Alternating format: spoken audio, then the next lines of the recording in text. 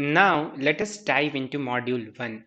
In this module, we are going to learn the basics of React, and also we are going to set up the environment to create React app.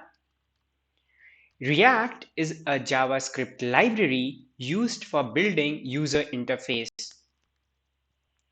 React is used to build single page application. It means the whole application will have only one HTML file. This we will see once we set up the first project. React creates a virtual DOM in the memory and it changes what needs to be changed. It means it does not manipulate directly in the actual DOM, rather it mounts and unmounts the component in the virtual DOM.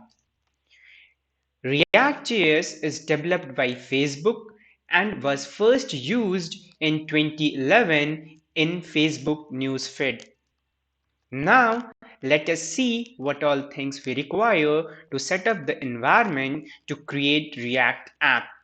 First, we need Node.js. Second, we need any editor, but it's recommended to use VS Code.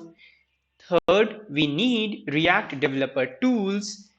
And last, we need Redux DevTools. To install Node, go to the official website and download the recommended version and install it.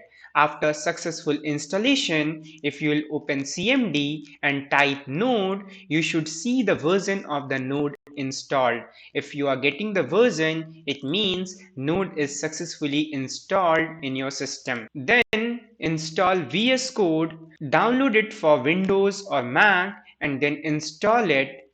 And third, we need to install React Developer Tool from Chrome Web Store. And the fourth one, we need Redux Dev Tool that is also available in the Chrome Web Store. We need to add it as an extension.